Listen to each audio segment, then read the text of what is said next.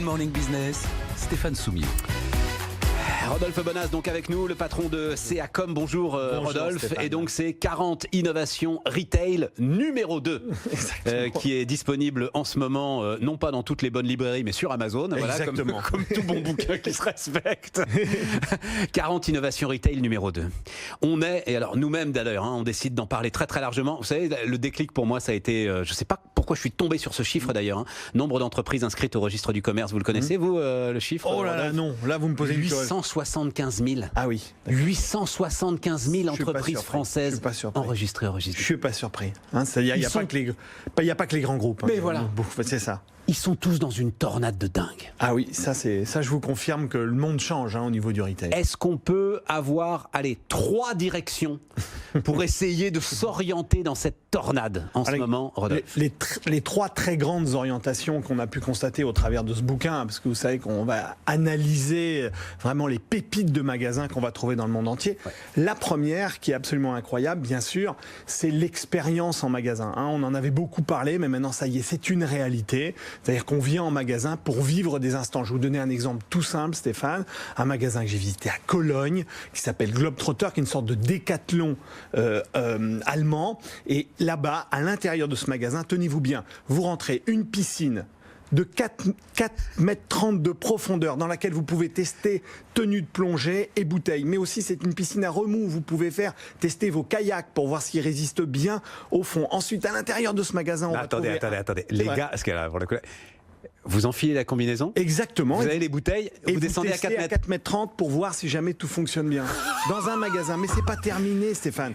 Imaginez que dans ce magasin, il y a un mur d'escalade. Imaginez que dans ce magasin, il y a une grotte à pluie pour pouvoir tester les kawaii qui vous envoient de la pluie avec du vent. Imaginez que dans ce magasin, vous avez une tyrolienne. Et enfin, imaginez que dans ce magasin, vous allez pouvoir tester vos doudounes à moins 50 degrés dans, en effet, une chambre froide. Vous voyez que l'expérience... Comment ils payent tout ça? Comment est-ce que la marge du retail arrive à financer un truc pareil? Alors, elle n'arrive pas à financer des magasins pareils. Bien évidemment, tous ces magasins ne sont pas rentables, vous imaginez bien.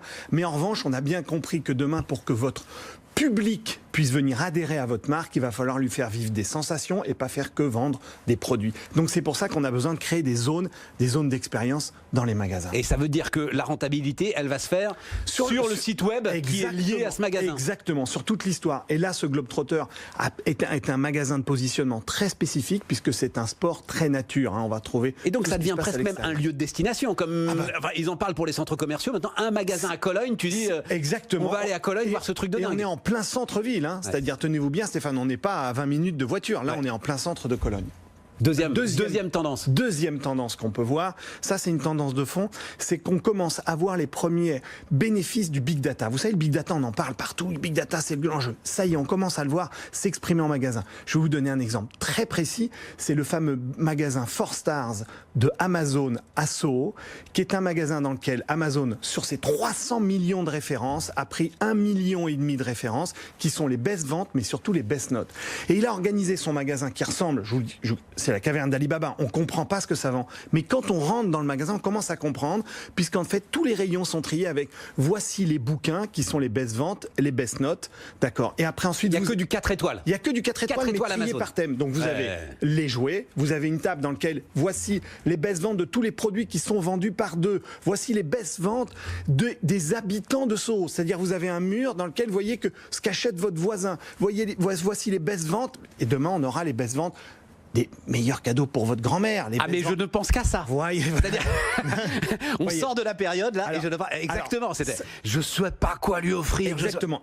Eh bien, enfin, Amazon résout avec ce type de magasin un problème de fond. Vous savez que 100% quasiment des ventes qui sont réalisées sur Amazon sont des ventes dans lesquelles vous connaissez déjà le produit que vous voulez acheter. Là, dans ce magasin, vous rentrez dans le magasin et vous ne savez pas ce que vous voulez acheter. C'est bien de l'achat d'impulsion. Et donc, utilisation de l'ensemble des données clients anonymisées, évidemment. Troisième tendance. Exactement. La troisième tendance, ça va être la tendance, en effet, de la venue finalement en magasin de vrais acteurs 100% digitaux. Ça y est, ils ont compris que la croissance ne pouvait plus se faire exclusivement sur Internet, sur la tablette ou bien sur l'ordinateur.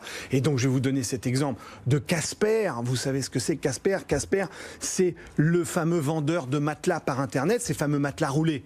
vous savez que vous commandez par Internet, et bien Casper a monté une boutique aux États-Unis, là encore dans Soho, elle est incroyable, vous pouvez aller tester vos matelas dans des petites maisons qui sont très bien thématisées. Vous avez des étoiles, les bruits de la mer, etc., les oiseaux. Mais surtout, Casper a créé un environnement dans la ville qui ne dort jamais, où vous pouvez aller faire votre sieste.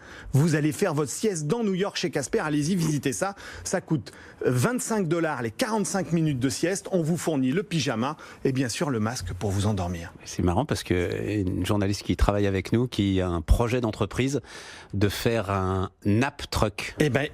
Casper, aux États-Unis, à Soho, vous allez le voir, je l'ai testé. Le camion dans lequel vous irez faire la sieste. Exactement, c'est des caissons comme près ça. des grands open space. C'est un vrai sujet. Et ben voilà, Casper l'a fait, c'est assez génial. Dis donc, oui, mais est-ce que ça, c'est pas plutôt l'échec? Parce que c'est un truc, peut-être le truc qui résistera à Internet, c'est le matelas. C'est compliqué, c'est lourd, vous pouvez le renvoyer. Enfin, oui, on me raconte des histoires avec le fameux mot « ça cartonne ». Je ne sais pas si ça cartonne tant que ça. Donc, est-ce que c'est pas plutôt l'échec de Casper qui se dit vendre sur Internet un matelas, ça reste quand même un truc compliqué? Pas vraiment, parce que là encore, Stéphane, vous avez raison, je pense que ce magasin n'est pas rentable.